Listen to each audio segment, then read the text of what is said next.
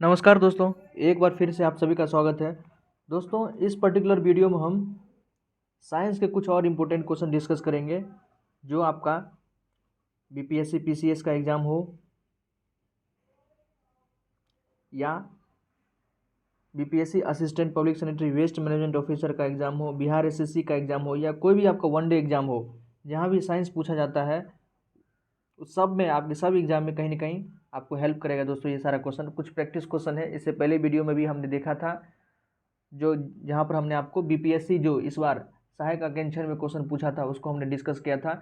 एक एक क्वेश्चन को, साइंस के सारे क्वेश्चन को डिस्कस कर दिया था। लगभग उसी पैटर्न पे बीपीएससी जो पूछती है उसी पैटर्न पे सारा क्वेश्चन है, प्रैक्टिस क्वेश्चन है। आप जरूर इसको देखें ताकि आपका कॉन्फिडेंस भी बिल्डअप हो और क्या क्या क्वेश्चन पूछता है ये भी आपको पता चले। ओके, ताकि आपकी प्रिपरेशन और अच्छी से हो पाए। दोस्तों, तो स्टार्ट करते हैं क्वेश्चन नंबर फर्स्ट से।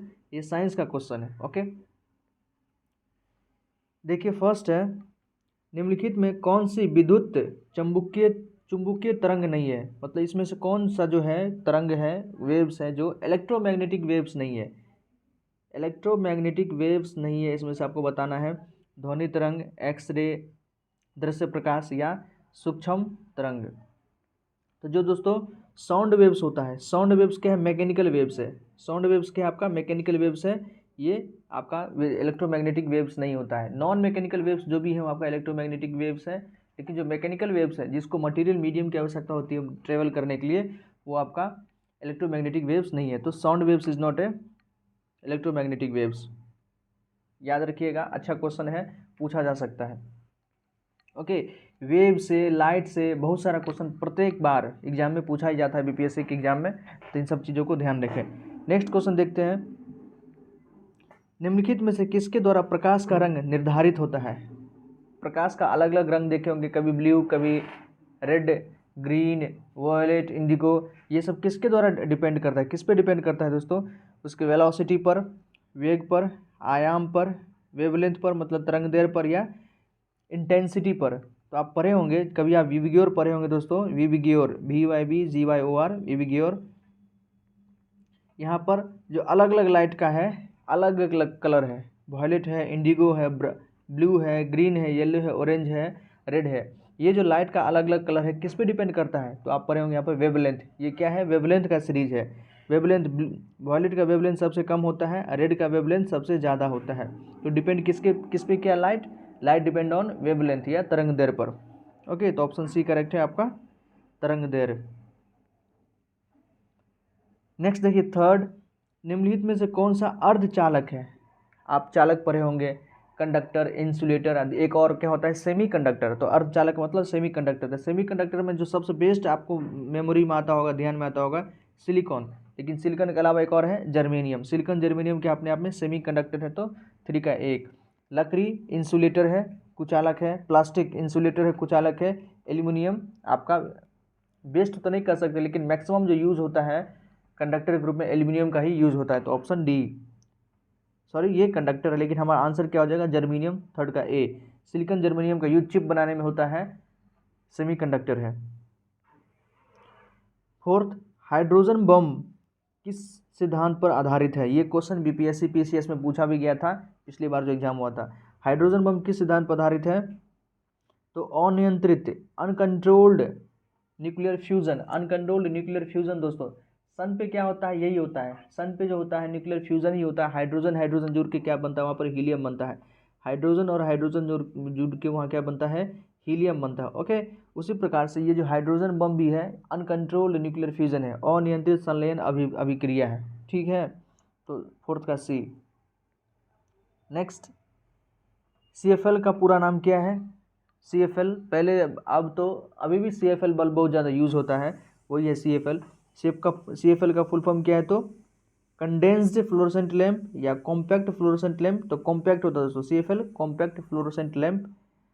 सेंट्रली फिक्स लैम्प ये सब गलत है, तो 5 का बी ऑप्शन करेक्ट है। 6 देखते हैं, सबसे पहले वस्त्रों के लिए कपास की खेती का आरंभ कहाँ पर किया गया था। क्लॉथ के लिए कॉटन का यूज़ सबसे पहले कहाँ किया गया था, तो भारत में ही किया गया था। 6 का ऑप्शन ए। साइंस का क्वेश्चन है, एक दो क्वेश्चन मिक्सअप हो गया है दोस्तों, तो लेकिन फिर भी ये आपके नॉलेज को ही बूस्ट करेगा। प्लीज़ आप ज़रूर देखें, इसके बाद साइंस का ही क्वेश्चन है, बस 2-4 क्वेश्चन कुछ बीच में मिक्स्ड हो गया है। निम्नलिखित में से कहाँ पर सप्तकर्णी गुफा स्थित है? सप्तकर्णी गुफा वेरी वेरी इंपॉर्टेंट है, बिहार में है, बिहार स्पेशली के लिए बहुत इंपॉर्टेंट है, आपसे पूछा जा सकता है। सप्तकर्णी गुफा कहाँ है? पावापुरी में है या सांची में है, नालंदा में है या राजगृह में है? तो ये सप्तकर्णी गुफा है दोस्तों राजगृह में। कहाँ पर है? राजगृह में। ओके, राजगृह नालंदा में है। आप जरूर बताएंगे कि बौद्ध संगति जो हुआ था, कौन सा बौद्ध संगति, और उसमें राजा कौन थे, अध्यक्ष कौन थे, जो राजगृह में हुआ था? राजगृह में कौन सा बौद्ध संगति हुआ था, राजा कौन थे और उसके अध्यक्ष कौन थे? बौद्ध संगति से, बुद्धा कॉन्फ्रेंस से प्रत्येक साल क्वेश्चन पूछा गया है। आप मई में भी एग्जाम दिए थे बीपीएससी पीसीएस का, वहाँ भी आप देखे होंगे कि क्वेश्चन पूछा गया था। ओके, नेक्स्ट 8 नंबर, निम्नलिखित में से किसने कहा था कि भारत एक अर्ध संगठनात्मक राज्य है? इन चारों ऑप्शन में से किसने कहा था कि भारत एक सेमी फेडरलिज्म स्टेट है? तो केसी वियर। किसने कहा था? केसी वियर, 8 का ए। नेक्स्ट है, भारत के संविधान में कल्याणकारी राज्य का आदर्श किसमें निहित है? कल्याणकारी राज्य का आदर्श किसमें निहित है दोस्तों? तो नीति निर्देशक तत्व में। भाग 4 आप पढ़े होंगे, भाग 4 अनुच्छेद 36 से 51, भाग 4 अनुच्छेद 36 से 51 में क्या आपका नीति निर्देशक तत्व है, ठीक उसी में कल्याणकारी राज्य के बारे में बताया गया है। तो 9th का डी है। 10th देखिए, भारत में शिवकिला दर्रा किस राज्य में स्थित है? शिवकिला दर्रा हिमाचल प्रदेश में है, आसान क्वेश्चन है। अरुणाचल प्रदेश में कौन सा दर्रा है? अरुणाचल प्रदेश में दोस्तों आप दर्रा का नाम बताएं। मेघालय में कौन सा दर्रा है? उत्तराखंड में कौन सा दर्रा है? प्लीज़ कमेंट सेक्शन में आप बताएं, दर्रा से भी क्वेश्चन आता है। 11th, भारत के निम्नलिखित में से किस राज्य में चिल्का झील स्थित है? किस राज्य में चिल्का झील किस राज्य में स्थित है? आसान क्वेश्चन है, उड़ीसा में। चिल्का झील कहाँ पर है? उड़ीसा में, रामसर साइट भी है चिल्का झील।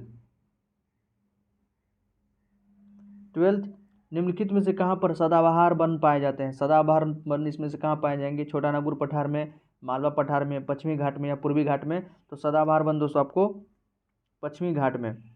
और प्लीज़ ये बताएं कि पश्चिमी घाट का जो टॉपिक, पश्चिमी घाट का सर्वोच्च चोटी क्या कहलाता है, उसका क्या नाम है? पश्चिमी घाट का टॉपिक का क्या नाम है? सर्वोच्च चोटी का क्या नाम है? हो सकता है एग्जाम में पूछा जा सके, फिर भी आपके रिवीजन के लिए आप जरूर इसको सर्च करें, या पता हो तो आप जरूर कमेंट सेक्शन में लिखें। 13th अच्छा क्वेश्चन है, बर्फ के पिघलने से क्या होता है? अब साइंस का स्टार्ट हो गया, अब मिक्सअप नहीं होगा। बर्फ के पिघलने से क्या होता है? द्रव्यमान घटता है, द्रव्यमान बढ़ता है, आयतन घटता है या आयतन बढ़ता है? तो देखिए दोस्तों, बर्फ, मान लीजिए आप बर्फ लिए थे 1 kg, और जब वह बर्फ पानी बन गया तो क्या 2.5 kg हो जाएगा या आधा kg हो जाएगा? ऐसा तो नहीं है। तो द्रव्यमान में, मास में कोई चेंजेस नहीं होता है। ओके, मास तो उतना ही रहेगा, वॉल्यूम जरूर उसका चेंज हो जाता है, वॉल्यूम उसका दोस्तों घट जाएगा। तो जब बर्फ पिघलता है तो वॉल्यूम उसका घट जाता है। 13 का सी आप ध्यान रखें, 13 का सी। 14th, निम्नलिखित में से कौन सा बेकिंग सोडा का रासायनिक सूत्र है? ये भी कभी कभी पूछ देता है, बेकिंग सोडा का रासायनिक सूत्र क्या है? तो बेकिंग सोडा किसको कहते हैं? Sodium bicarbonate. सोडियम बाइकार्बोनेट को बेकिंग सोडा कहते हैं। तो ऑप्शन सी करेक्ट है। Na2CO3.10H2O, 10H2O इसको क्या कहते हैं? वॉशिंग सोडा, धोने का soda, Na2CO3.10H2O, sodium carbonate. Next 15, सिरका में मुख्य रूप से कौन सा अम्ल पाया जाता है? सिरका में मेनली कौन सा एसिड पाया जाता है? Citric acid, formic acid, acetic acid या लैक्टिक एसिड? तो साइट्रिक एसिड आपका सिट्रस फ्रूट जो भी लेमन है उसमें क्या पाया जाता है? साइट्रिक एसिड पाया जाता है। नींबू में साइट्रिक एसिड पाया जाता है। फॉर्मिक एसिड ये रेड आयंट, अगर लाल चींटी काट ले उसमें क्या होता है? फॉर्मिक एसिड होता है। लैक्टिक एसिड दूध में पाया जाता है। एसिटिक अम्ल आपका सिरका में पाया जाता है दोस्तों, 15 का सी।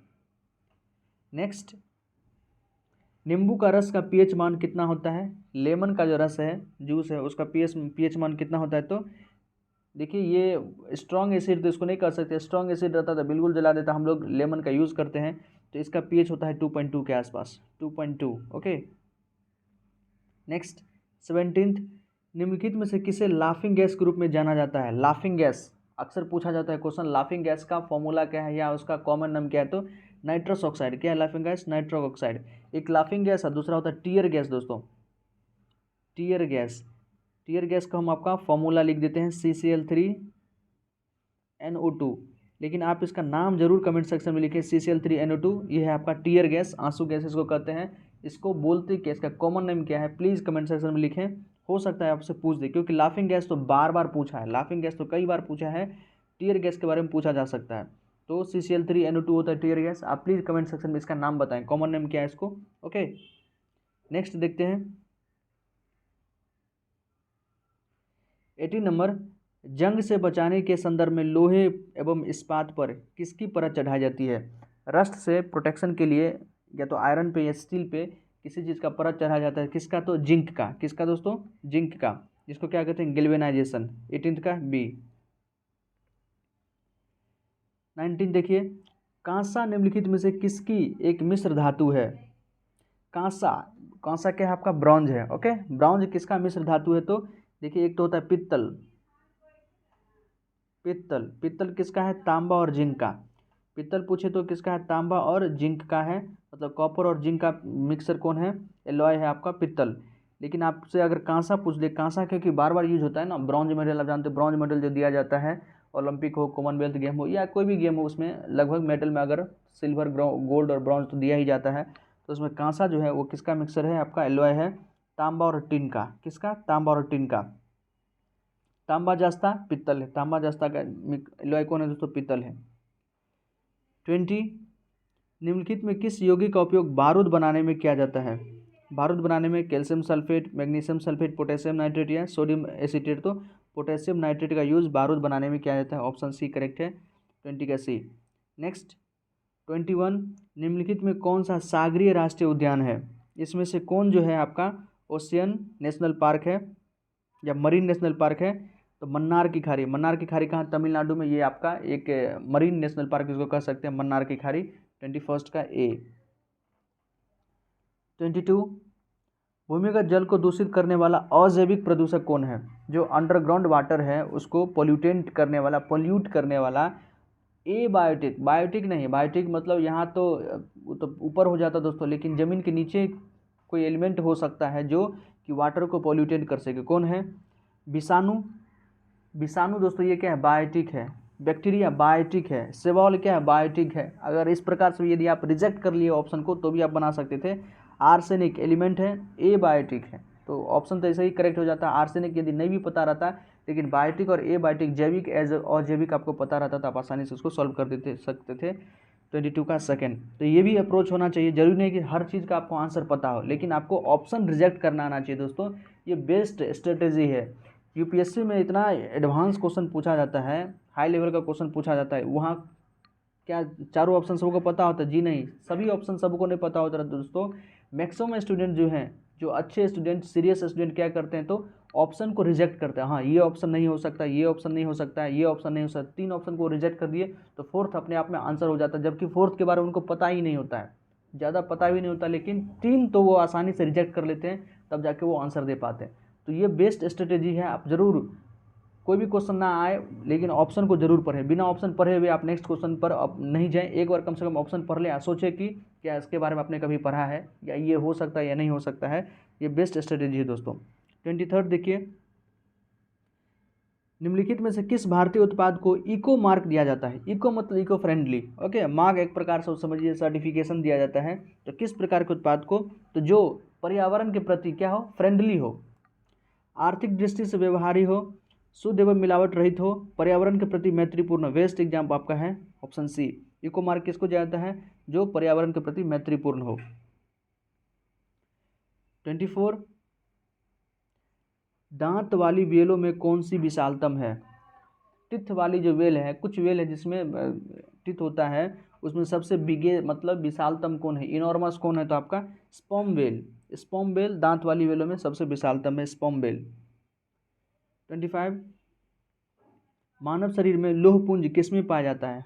मानव शरीर में लौह पुंज किसमें पाया जाता है? लौह मतलब आयरन किसमें पाया जाता है?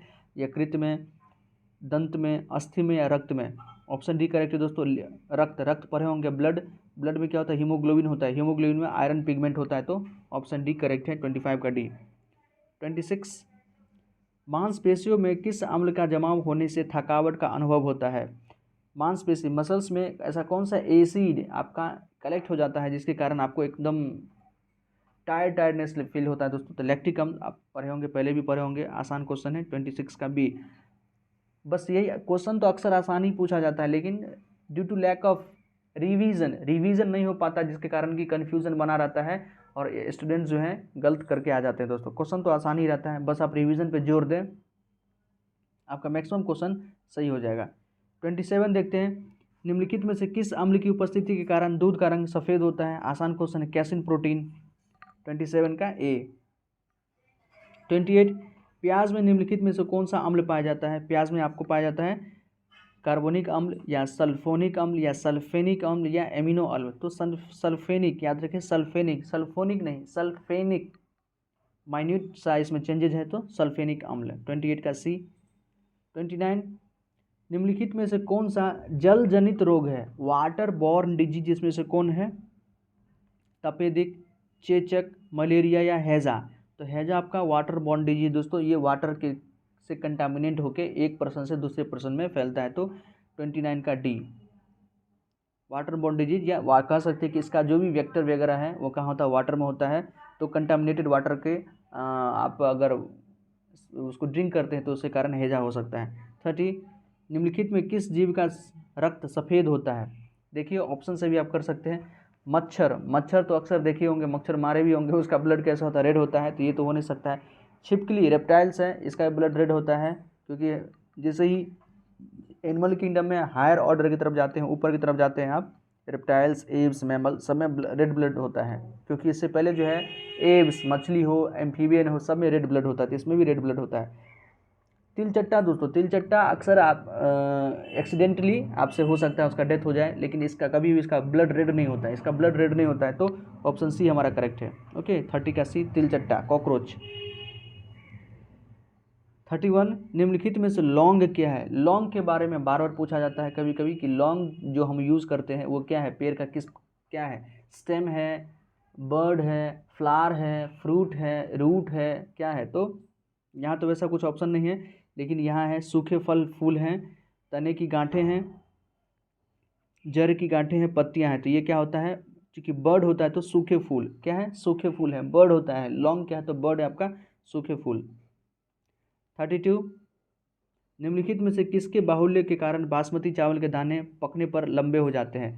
किसके अबंडेंस के कारण जो बासमती राइस होता है, आप देखे होंगे, वो थोड़ा लंबा हो जाता है? तो एमाइलेज होता है उसमें, क्या होता है? एमाइलेज। 32 का सी।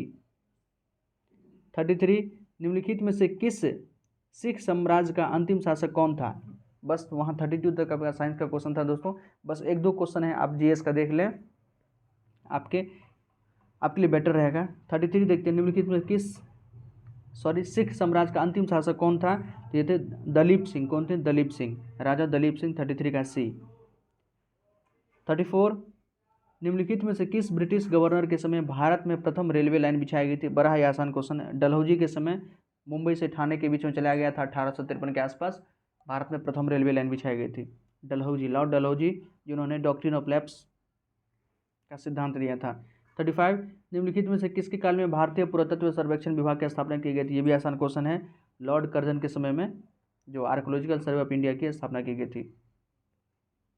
36, निम्नलिखित में से किसका वास्तविक नाम रामचंद्र पांडुरंग था? रामचंद्र पांडुरंग इस बीच किसका नाम था? मंगल पांडे का, कुंवर सिंह जी का, तात्या टोपे का या नाना साहब का? तो तात्या टोपे का नाम क्या था? रामचंद्र पांडुरंग। ओके, उसका रियल नेम जो था रामचंद्र पांडुरंग था। तो इसमें से मैक्सिमम क्वेश्चन तो हमने साइंस का ही देखा है दोस्तों, और दो चार क्वेश्चन थोड़ा जीएस वगैरह का देख लिए हैं। तो प्लीज़ कमेंट सेक्शन में बताइएगा आपको कैसा लगा। हमारे इस वीडियो को लाइक करें, चैनल को सब्सक्राइब कर लें, क्योंकि आगे भी हम ये सीरीज़ कंटिन्यू करते जाएंगे, ताकि आपका साइंस में जो है एक प्रकार से कॉन्फिडेंस बना रहे। साइंस का क्वेश्चन मायने रखता है। साइंस का क्वेश्चन यदि आप सही कर लेते हैं दोस्तों, और आसान क्वेश्चन सा रहता है साइंस का, इकोनॉमिक्स से तो कम से कम आसान ही रहता है, मैथमेटिक्स से तो आसान ही रहता है साइंस का, बस आता है तो आराम से टिक मारिए, आपका समय भी बचाता है। तो प्लीज़ साइंस के क्वेश्चन को अच्छे से पढ़िए, सीरियसली पढ़िए। जहाँ से भी और कहीं कंटेंट मिलता है साइंस का, प्रीवियस ईयर क्वेश्चन पढ़ें। कुछ किताब लेके बैठ गए आप पढ़ते जा रहे हैं, पूरा चैप्टर पढ़ते जा रहे हैं, मुश्किल से एक आध क्वेश्चन उसमें रिपीट हो जाए, तो ये आपके लिए बेटर नहीं होगा। प्रीवियस ईयर क्वेश्चन कोशिश करें ज़्यादा से ज़्यादा बनाएं, ताकि आप अच्छा मार्क ला पाएँ दोस्तों। ओके, एक एक नंबर मायने रखता है, कोई भी एग्जाम हो आपका कंपटीशन का। तो प्लीज़ बने रहे हमारे चैनल पे। प्लीज़ इस वीडियो को लाइक करें, हमारे चैनल को सब्सक्राइब करें, और कोई क्वेरी हो, कहीं कुछ मिस्टेक्स वगैरह हो गया हो, किसी प्रकार का इम्प्रूवमेंट की आवश्यकता है मुझ में, तो आप ज़रूर कमेंट सेक्शन में लिख सकते हैं। बहुत बहुत धन्यवाद दोस्तों। जय हिंद।